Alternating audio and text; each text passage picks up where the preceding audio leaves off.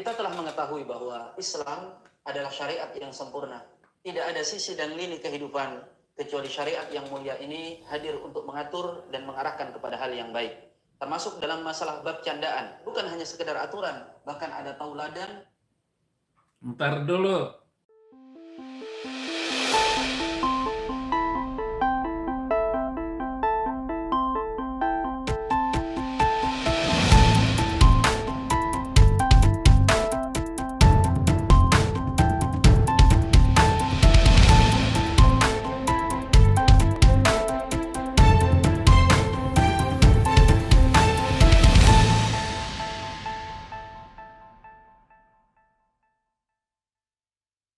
Shalom Bapak Ibu Saudara, yang dikasihi Tuhan Yesus Kristus, ketemu kembali kita di channel Gereja YouTube, dengan saya di sini Abdullah yang rindu melayani Tuhan dan masih belajar lagi tentang kekristenan dan masih mau lagi dimuridkan di Gereja YouTube ini dengan studi pengajaran kekristenan. Gimana kabarnya Bapak Ibu? Harapan dan doa dari saya semoga Bapak Ibu dilimpahi damai sejahtera dan sukacita oleh Roh Kudus senantiasa di dalam hati dan kehidupan saudara semua. Bapak Ibu Saudara yang kekasih, mohon maaf kalau bahasa Malaysia saya masih melekat dalam nadanya, karena saya tidak bisa mengubahnya. Tapi saya percaya ketika saya tinggal di Indonesia dan dimuridkan di gereja YouTube ini saya pasti bisa dan terus belajar. Karena kemarin di kolom komentar banyak sekali yang komentar soal nada dan notasi suara saya minta maaf, tapi jujur dari lubuk paling dalam saya mau melayani Tuhan Yesus, saya mau jadi dampak. Saya mau di next level dan dipakai buat banyak orang, dan jiwa-jiwa dimenangkan.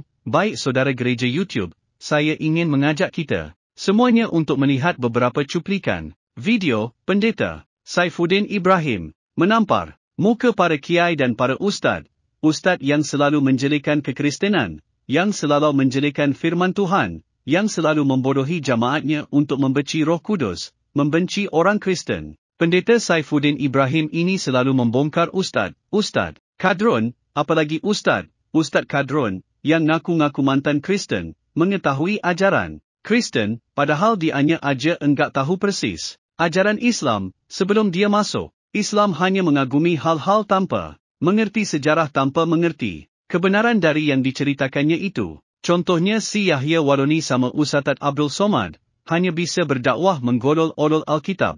Bilang orang Kristen kafir. Saya senang dengan Pendeta Saifuddin Ibrahim, dia berani untuk melawan, padahal dia adalah mantan Islam juga, tapi dia sudah terima Yesus sebagai juru selamat. Mari kita dengarkan dulu videonya. Kita telah mengetahui bahwa Islam adalah syariat yang sempurna. Tidak ada sisi dan lini kehidupan kecuali syariat yang mulia ini hadir untuk mengatur dan mengarahkan kepada hal yang baik. Termasuk dalam masalah bab candaan, bukan hanya sekedar aturan, bahkan ada tauladan. Ntar dulu. Islam adalah agama sempurna. Oke. Saya tidak mau menerima begitu saja. Itu terpikir terus oleh saya. Apa yang diajarkan oleh orang tua saya mikirin terus. Semua yang diajarkan oleh nenek saya, bapak saya, ibu saya, guru saya, ya saya dengarin waktu di kelas, tapi pulang itu nggak bisa tidur. Mikirin terus omongannya.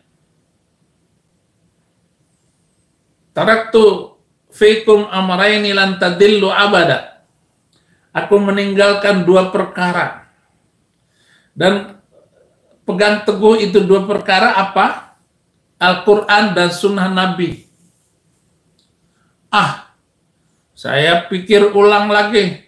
Saya punya kerbau, saya punya kebun. Orang tua saya telah meninggalkan menyimpan kebun-kebun untuk saya. Ngapain saya pegang Quran? Waktu masih kecil, karena itu kelas 6 SD sudah diajarkan hadis itu kepada saya. Aku meninggalkan dua perkara, Al-Quran dan Sunnah katanya. Tapi setelah saya masuk kuliah, inilah ajaran kakek saya, guru saya, mama saya tentang dua hal ini. Oh, saya radikal akhirnya.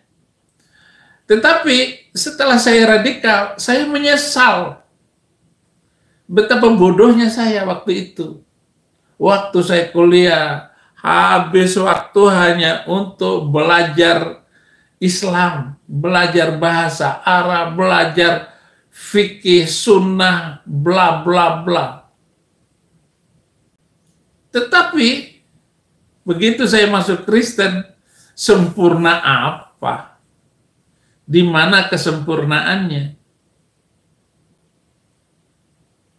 Kalau sempurna, kenapa mengajarkan menjual wanita? Boleh nggak menjual wanita? Perbudakan untuk wanita. Dan ayat itu belum dihapus sampai sekarang. Illa ma malakat aimanukum. Yaitu budak-budak sahayamu itu. Masih dipakai. Dan semua orang Arab di Saudi menganggap wanita TKW dari Indonesia itu budak. Dianggap budak. Sehingga apa yang terjadi? Hei Ustadz Ahmad Syahrin Thorik, sempurna bagaimanakah itu? Bagaimana bisa dikatakan sempurna kalau masih poligami?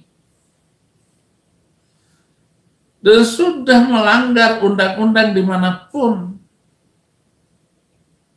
Wah, poligami itu di Alkitab semua, bahkan Salomo itu, Sulaiman itu istrinya 1000. Tahu nggak poligami itu, kejahatannya poligami itu? Menghancurkan hidup. Menghancurkan laki-laki itu. Kenapa? Karena dia poligami. Salomo, istri-istri dan banyak istrinya itu membuat dia berbuat jahat kepada Tuhan. Mengingkari Tuhan. Murtad dia. Salomo. Karena banyak istri. Istri itulah yang membuat dia menghina Tuhan. Daud hancur keluarganya karena poligami. Abraham, karena dia nggak percaya dengan firman Tuhan. Abraham itu sendiri bapak segala bangsa. Dia menikahi pembantunya atas saran istrinya. Sarah, hampirilah pembantuku itu, budakku itu. Ya Abraham gak berpikir ulang lagi. Dia kawin. Dia kawin itu Hagar. Lahirlah Mail. Mail ini yang menjadi sumber konflik dan sumber teror. Karena keturunan dia ini terus melahirkan orang-orang teroris semua.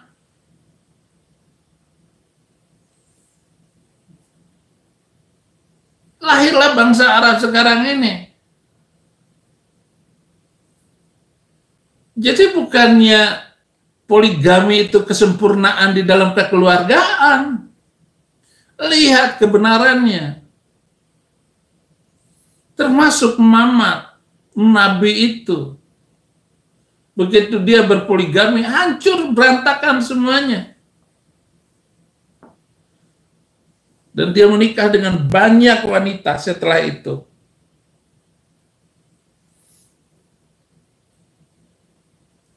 Dia tidur dengan 30 perempuan. Nggak puas dengan poligami. Dia turunkan ayat dari Quran katanya, dari Tuhan katanya. Karena dia berzina dengan Maria Kibti. Untuk menghalalkannya turun ayat supaya halal.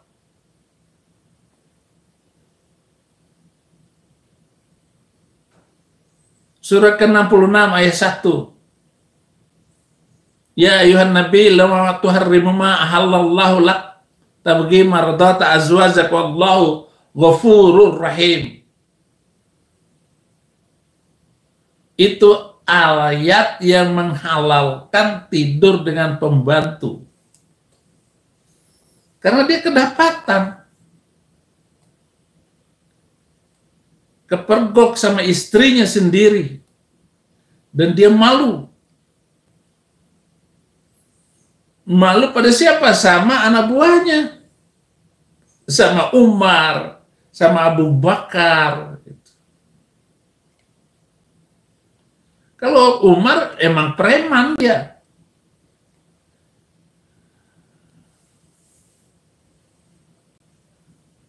Jadi poligami itu merusak. Termasuk merusak negara. Lelaki yang mendua hati akan merusak keturunannya.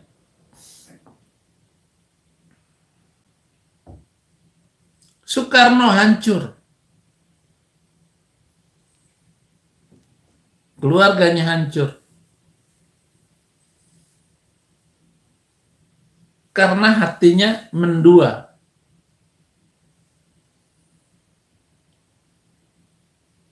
Satu ya satu. Jadi begitu Ustadz.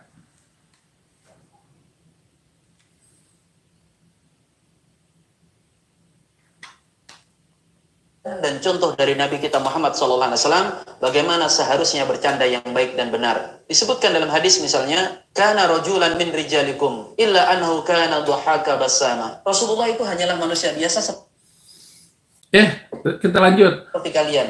Hanya saja beliau adalah sosok yang mudah tertawa dan banyak senyumnya. Sehingga Rasulullah SAW adalah sosok yang dikenal sangat murah senyum, beliau tertawa dan juga bercanda.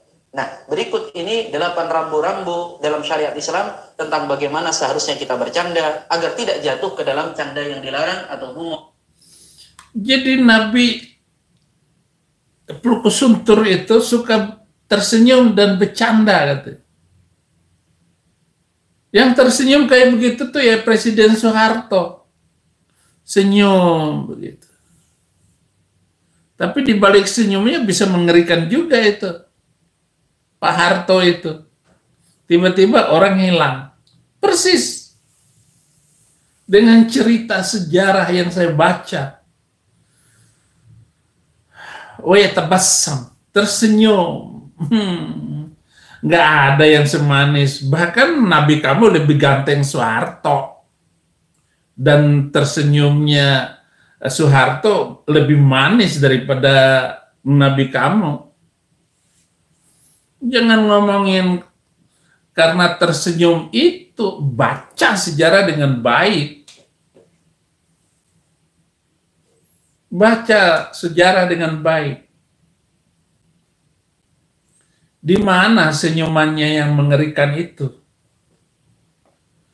Senyum-senyum, ketawa-ketawa, bercanda-bercanda. Tiba-tiba 5.000 orang Yahudi hilang. Dengan satu suku Najran di Madinah itu. Habis. Bis. Rumahnya diambil, istrinya diambil, anak-anaknya dijadikan budak. Disuruh kerja paksa. Diganti oleh Umar setelah itu. Dikejar habis oleh Umar ini. Orang-orang Yahudi itu yang sampai ke Yaman itu. Sampai sekarang Yahudi Yaman masih hidup. Masih banyak.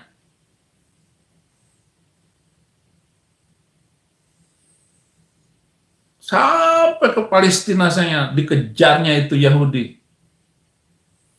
Dibantai. Sampai dia membangun Dom Umar. Dulu Masjidil Aqsa itu hanya omongan di dalam Al-Quran surat 17 ayat 1. Sekarang sudah ada itu masjid.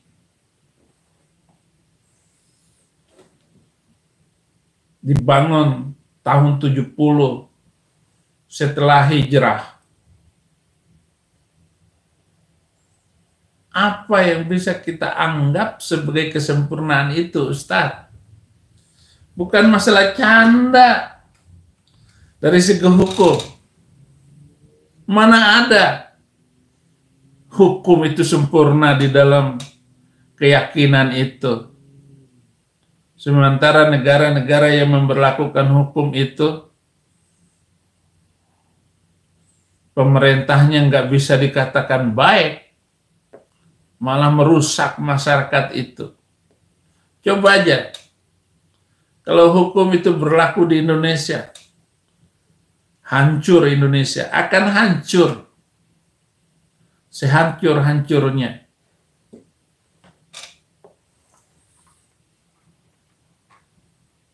Saya setuju dengan Buya Syakur.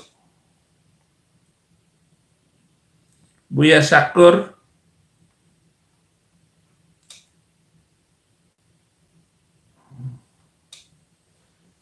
mana ini?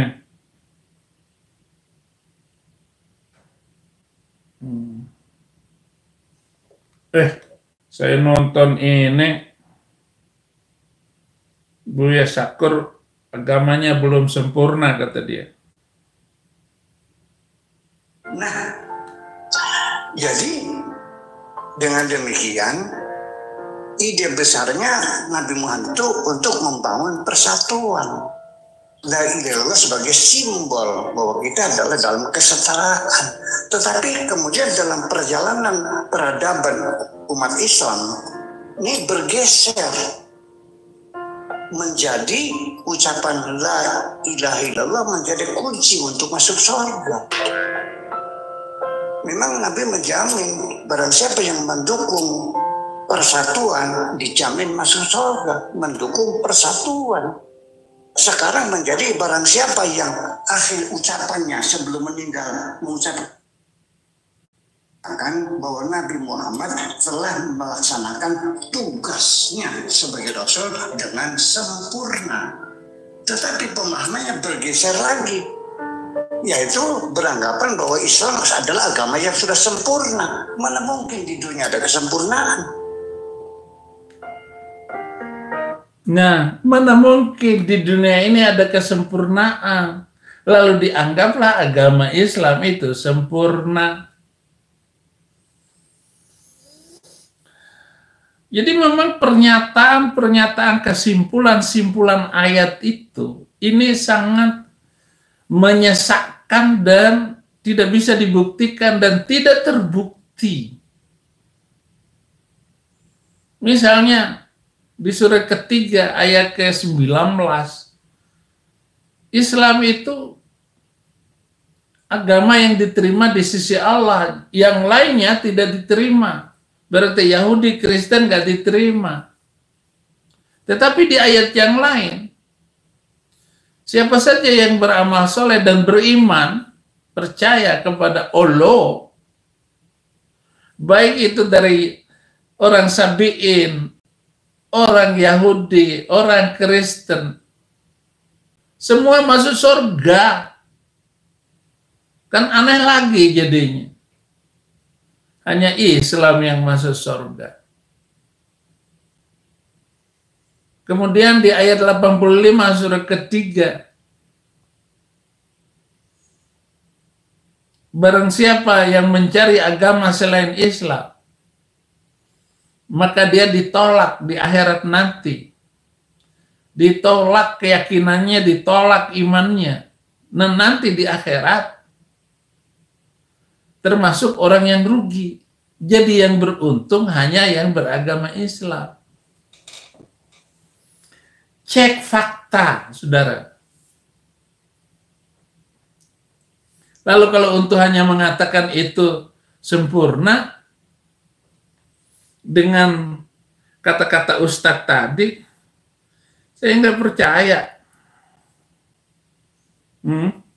Yang mengandung keharaman. Yang pertama, hendaklah bercanda dalam hal yang baik dan benar. Sebagaimana sabda Nabi SAW, inilah amzah, wala aqulu illa haqqa. Aku bercanda, hanya saja tidak ada yang aku katakan meskipun sedang bercanda, kecuali kebenaran. Yang kedua, dalam canda tidak boleh ada unsur kedustaannya. Sebagaimana lazimnya, biasanya orang bercanda itu akrab dengan kedustaan. Dan itu Siapa yang berdusta?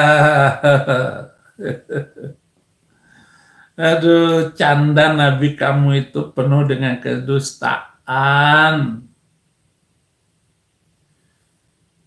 Zolim. Zolim itu menyiksa dirinya sendiri dengan cara menyiksa orang lain. Ulaika humuz zalimun. Orang-orang yang zalim. Aduh. orang dalam Islam. Meskipun hanya bercanda, candaan itu adalah sesuatu yang tidak boleh ada dusta di dalamnya. Dalam hadis dikatakan, wailul lilladzi yuhaddisu fayakdzib liyudhika bihin nas. Wailul lahu wailul lahu. Celakalah seseorang yang berkata sengaja berdusta hanya dengan tujuan untuk membuat orang tertawa. Celaka dia, celaka dia. Yang ketiga, kita perlu tahu bahwa candaan itu bahkan berkaitan dengan keimanan. Dalam hadis dikatakan, la yu'minul abdul imana kullahu hatta yatrukal kadhiba fil muzahah. Tidak sempurna keimanan seseorang sampai dia meninggalkan dusta dalam bercanda. Yang keempat, tentu saja tidak boleh berlebihan. Apapun itu Prabowo suka bercanda. Banyak candanya. Suka saya sama Prabowo. Kelihatan serem, apanya yang serem? Beda kalau saya jadi presiden, habis semua itu. Sudrun itu saya habisin. Anies saya habisin. Yaman itu tangkap, ikat badannya dengan batu, lempar ke laut. Aduh, ampuni hamba-Mu Tuhan.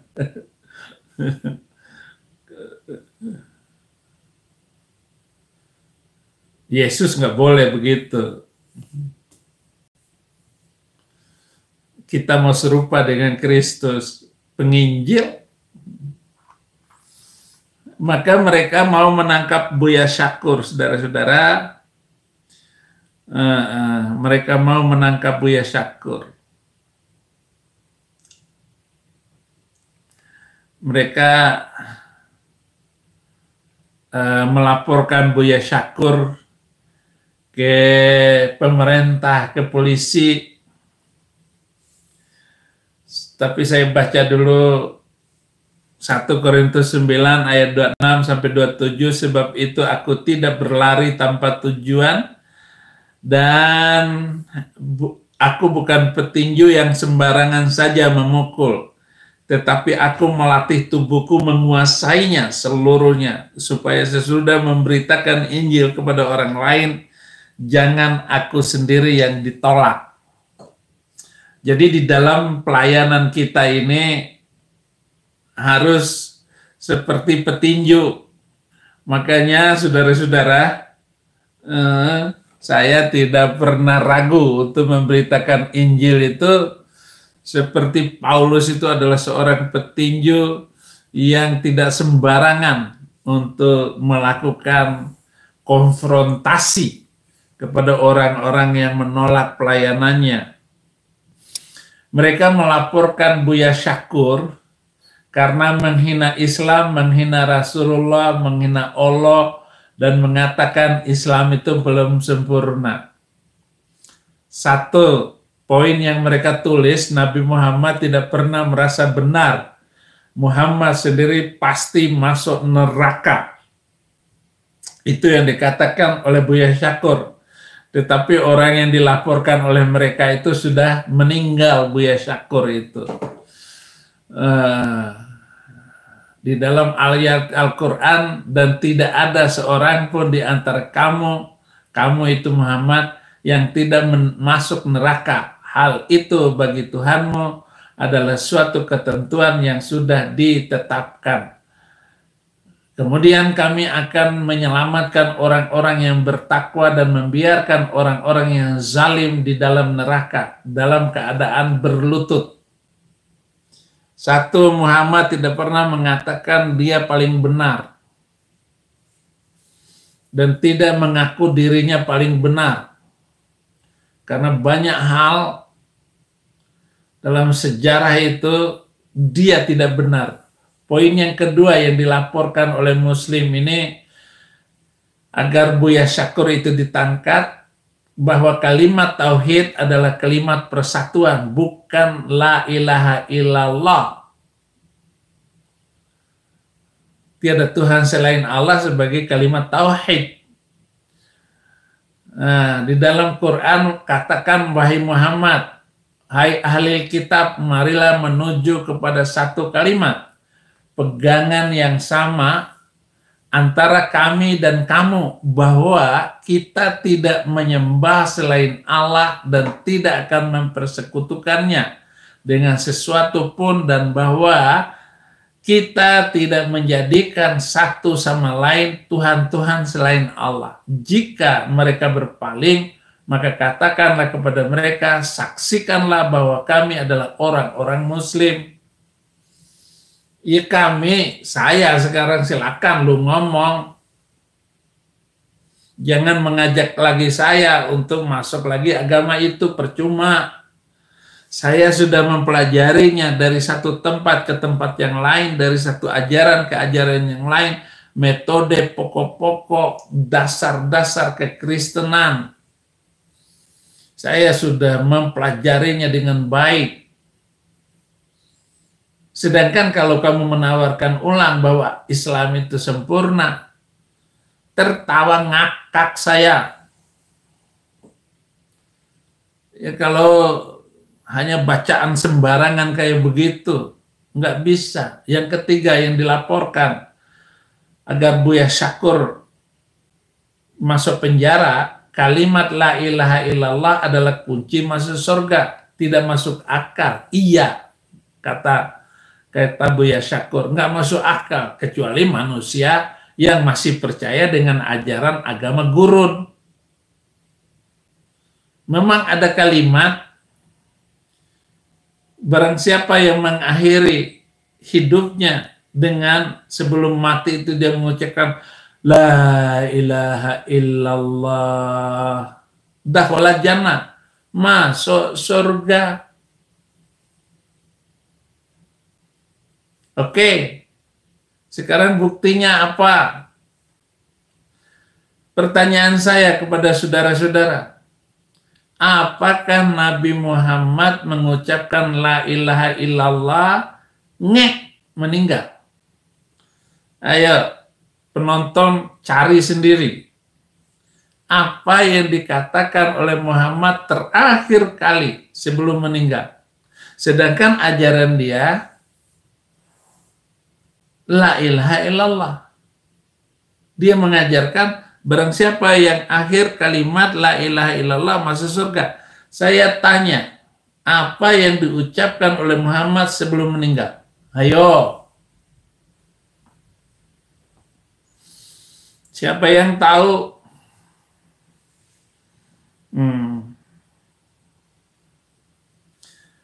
Poin yang keempat. Ini cari sendiri nanti ya, kata-kata terakhir Nabi Muhammad sebelum meninggal. Yang keempat, bahwa Islam itu tidak sempurna dan tidak pernah sempurna. Sempurna apanya? Masih poligami, masih mengakui perbudakan, boleh meniduri pembantu seperti yang diajarkan Quran, lempar setan pakai batu, dan seterusnya. Marahlah mereka kepada almarhum Buya Syakur. Dan seluruh muslim ini sudah malu karena khutbah-khutbah Buya Syakur itu melemahkan akidah Islam. Apalagi waktu dikuburkan itu Buya Syakur, saudara-saudara, pakai peti mati kayak orang Kristen. Dan dia tidak mau dikafani. Ya tapi keluarganya yang ngafanin.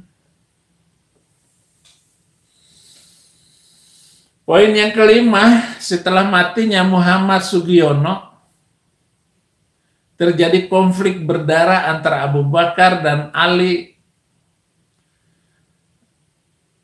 Mula awal Sunni dan Syiah. Sampai hari ini tetap berantem itu, Sunni dan Syiah. Nggak pernah akur. Tom and Jerry. Yang membangun Universitas Al-Azhar Al-Qahira itu adalah Bani Fatimiyah, yaitu turunan Nabi, itu orang Syiah dulu, tapi sekarang sudah dikuasai oleh Sunni, dan ajaran Sunni yang paling dikenal di Mesir. Mereka merampas itu semua. Jadi politiknya itu jahat sekali, saudara-saudara. Bagaimana Omnibus Law ini, Omnibus Law, itu diatur semuanya sehingga tidak ada yang bisa lari kemana-mana. Termasuk agama harus diatur. Orang-orang yang beragama ini harus diatur. Dia harus taat pada hukum, satu hukum Pancasila. Ngelanggar, ambil, tangkap, jeblosin. Negara harus menyiapkan banyak sekali. Dan orang-orang itu harus ditangkap semuanya. Semua agama. Kalau berani ngomong, umpama kayak saya ini, tangkapin aja. Kalau ada yang ngejek-ngejek, Yesus bukan Tuhan, tangkap.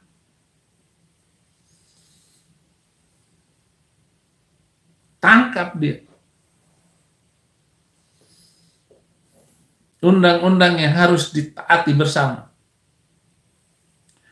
Poin yang keenam, bahwa Nabi Muhammad adalah berondong menikah dengan wanita seperti ibunya saat kawin dengan Khadijah. Emang nggak bisa disalahin. Muhammad adalah orang yang kehilangan ibunya, jatuh cinta kepada Khadijah. Si Muhammad umur 25 tahun, Khadijah sudah 40 tahun. Pas. Dia menikah dengan cara Kristen. Karena waktu itu Islam belum ada. Dinikahkan oleh paman Khadijah, seorang pendeta, Waraqah bin Naufal.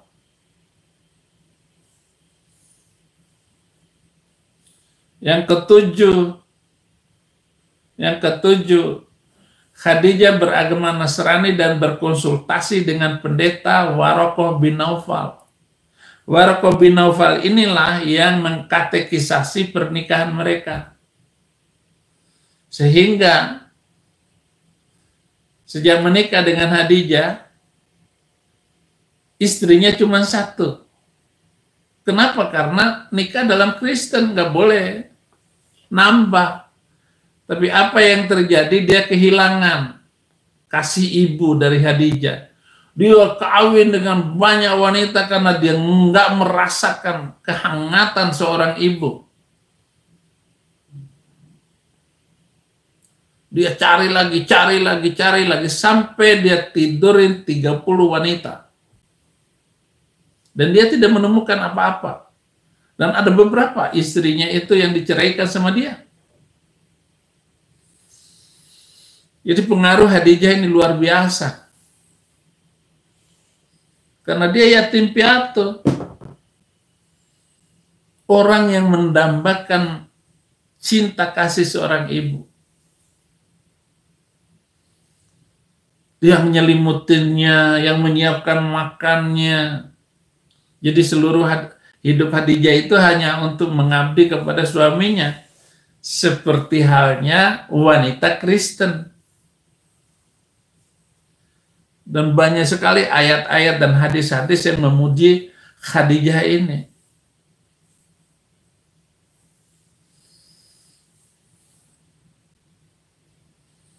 Kemudian, kenapa harus melaporkan Buya Syakur ini? Sayyidina Umar bin Khattab seperti Hitler yang mengusir habis Yahudi. Tadi saya sudah ngomong. Jadi Umar bin Khattab itu adalah Hitler. Dia benci dengan Yahudi. Nazi Jerman itu. Nazi Jerman membunuh 6 juta Yahudi. Dihabisin. Karena ingin menguasai harta kekayaan itu tanpa berperang jauh-jauh. Rakyatnya sendiri yang dipajekin. Dan sekarang ini bukan masalah pajak. Mereka semua dibantai habis sama Hitler. Sama dengan Umar bin Khattab. Dan Umar bin Khattab mengikuti apa yang dicontohkan oleh nabinya itu. Nah, inilah kesempurnaan itu. Sempurna Tuhan menciptakan. Kata Omai Rama, tapi 9. Muhammad tidak membawa agama baru, tapi hanya sekte dari Nasrani. Marahlah mereka. Saya juga marah. Islam kok sekte Nasrani. Oke deh.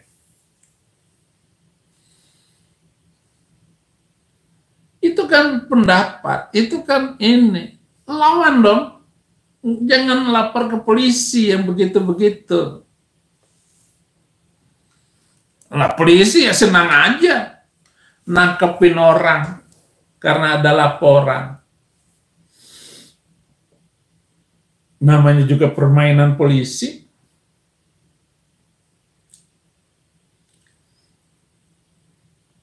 10. Bahwa agama memang berbeda tidak sama, tapi agama mana yang masuk surga itu terserah Allah Subhanahu wa Ta'ala, sehingga umat Islam tidak perlu mengklaim diri masuk surga. Inilah pendapat yang bagus, moderat. Jangan seperti channel-channel sudrun ini,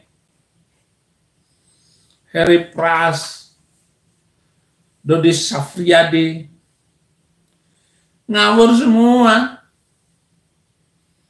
Masya Allah, nanti ngomongnya Masya Allah, astagfirullahaladzim. Enggak, saudara. 10. 11. Apapun agamanya, Yahudi, Nasrani, Islam, atau Sabi'in, asal beramal soleh, pasti masuk surga. Sehingga tidak ada agama yang mengklaim dirinya masuk surga. Marahlah ini orang-orang yang melaporkan Buya Syakur ini. Dan itu yang benar. Apa yang diucapkan oleh Buya Syakur itu ada di Quran semua. Tetapi tidak dibuat terkenal. Mereka menghindari pembahasan seperti pembahasan saya ini. Ini saya termasuk sudah Islam moderat sekarang. Bukan ekstrim. Kalau ekstrim itu membahas Islam itu yang paling hebat, yang paling baik, semua masuk neraka kecuali Islam. Nah, itu menurut kecenderungan yang baru. Nggak boleh ada yang agama lain. 12. Bahwa kafir itu bukan agama lain, tapi tidak bersyukur, takabur, hasud, gelap mata, bakhil. Apapun agamanya tidak perlu dibilang kafir. Marahlah mereka. Yang nggak kafir kan cuma Islam. Sedangkan pemahaman bahasa dan pemahaman pengertian yang disebut kafir itu tidak bersyukur. Seperti dalam surat Ibrahim ayat 4 kalau nggak salah. Orang yang bersyukur itulah orang yang beriman. Yang tidak bersyukur itu dia ingkar.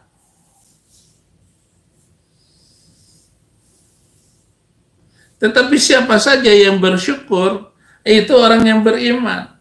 Di Kristen juga begitu. 13. Bahwa gambar Yesus ada di dalam Ka'bah serta dijaga dan dilindungi oleh Nabi Muhammad Sugiono. Benar. Dia nggak salah. Benar sekali apa yang itu sejarahnya waktu itu begitu. Waktu Fatu Makkah itu ada gambar Yesus di dalam Ka'bah. 14, malaikat tuh bodoh sehingga Allah Subhanahu wa taala membentak jangan banyak bacot. Marahlah Egy Sujana itu memimpin melaporkan Buya Syakur ke Bareskrim. Tapi ya Bareskrim nggak mau mempermasalahkan Buya Syakur. Karena Bareskrim polisi itu sering mengundang Buya Syakur dalam kajian-kajian Islam moderat. Tetapi siapakah yang bisa menjembatani dan yang bisa menggantikan posisi Buya Syakur itu sekarang? Kalau saya terlalu keras, pemahaman keislaman saya keras, jangankan itu, pemahaman kekristenan saya juga ya radikal, nggak disukai banyak orang, karena pembahasan saya itu melecehkan mereka ataupun menurunkan teologi kesukuan mereka, bersuku-suku dalam gereja.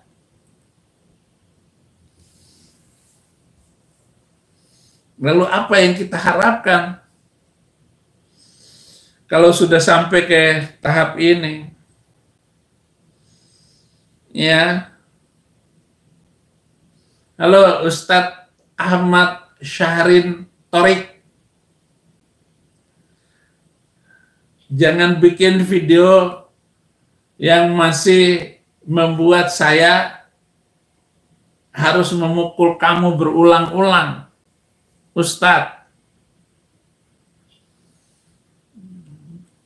Itulah makanya saya harus menanggapi Ustadz ini, saudara-saudara. Ya, ini dingin di luar itu bibir saya sampai pecah-pecah. Tadi saya lupa pasang lipstick kayak Bahar Smith. Terima kasih sudah menonton.